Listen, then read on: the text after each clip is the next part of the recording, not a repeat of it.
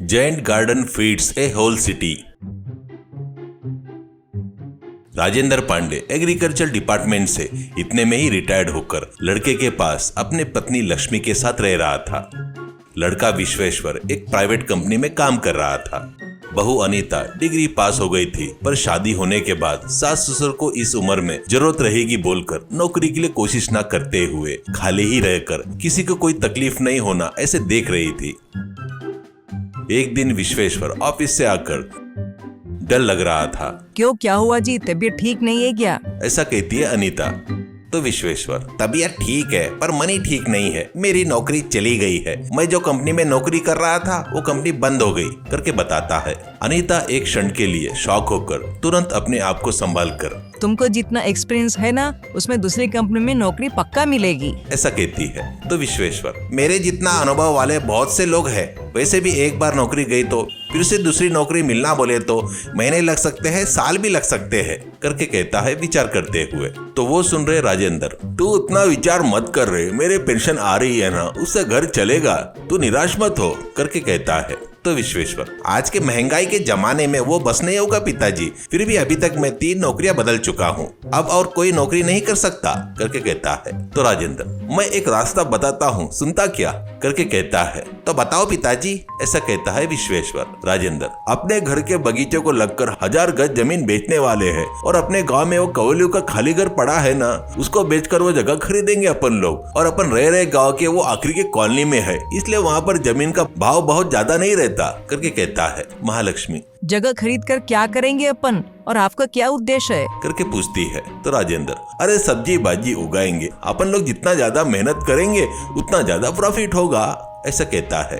तब अनीता उत्साह से, हाँ करेंगे ससुर जी, नौकरी पर आधारित रहने के बजाय सब्जी भाजी उगाकर बेचना ही एक व्यापार है, बहुत अच्छा है, ऐसा कहती है। विश्वेश्वर, तुमको सबको पसंद तो मुझे भी पसंद है, ठीक है वैसा ही करेंगे, ऐसा कहता है। खरीदने के बाद उस 1000 गज के जमीन पर सभी प्रकार के बीज लगाकर एक पद्धति से लगाते हैं।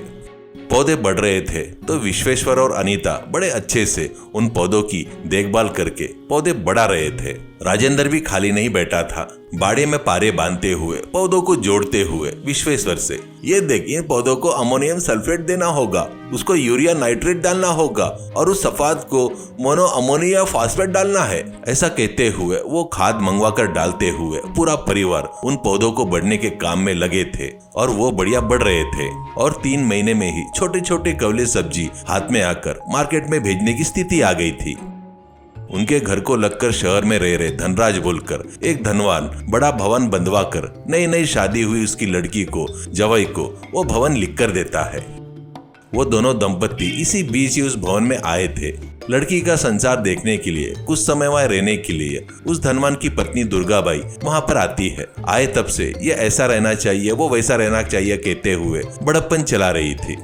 उसको उसके भवन के बाजू में एक बड़ा भवन नहीं है रहकर एक छोटा सा घर है और उसके पीछे सब्जी बाजी का बाड़ा रहना उसको बिल्कुल पसंद नहीं आया। उसके साथ साथ लड़की भी। माँ, हम दोनों को शहर में रह रहे थे ना, तब रोज शटलकॉक खेलने की आदत थी, पर पिताजी ने आगे पीछे थोड़ी सी भी जगह नहीं छोड़ते हुए पूरा भवन बांध दिए। तुम पिताजी से कहकर बाजू वाले के घर के पीछे की वो 1000 घर की जमीन खरीद कर जमाई को शटल कोर्ट तैयार करने को बोलो करके कहती है। तो दुर्गाबाई, ठीक है बेटी, उसमें कौन सी बड़ी बात है, थोड़ा सा ज्यादा पैसा उनके मुंह पे मारे तो वही लोग बेच देंगे, कहकर राजेंद्र को जगह बेचो करके संदेश भेजती है। राजेंद्र, तुम कितना भी पैसा दिए तो भी मैं नहीं बेचने वाला हूँ करके कहता है।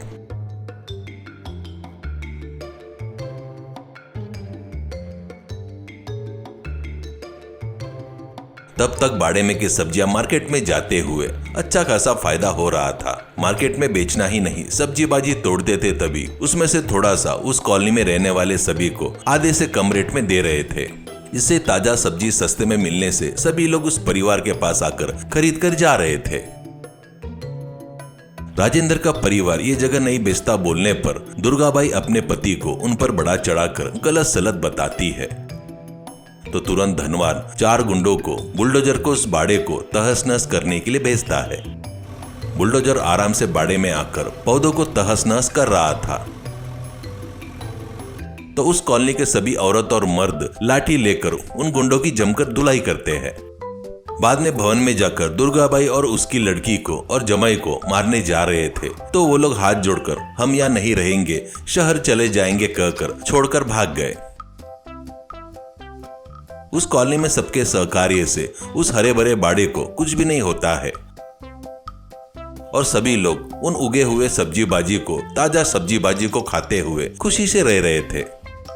तब राजेंद्र अपने परिवार के सदस्यों से, कभी कभी जो भी होता है वो अपने अच्छे के लिए ही होता है। विश्वेश्वर की नौकरी जाने की वजह से सब लोग डिप्रेस हुए तो भी फिर भी अपने आप को संभाल कर फिर से बाड़ी की देखभाल करने से अपनी तकलीफ खत्म हो गई। कॉलोनी में भी सब लोग अच्छे रहना ये भी बहुत खुशी की बात है। ऐसे ही हर कोई नौकरी के लिए ढूंढने के बजाय मेहनत किए तो उससे भी अच्छी जिंदगी जी सकते हैं करके कहता है।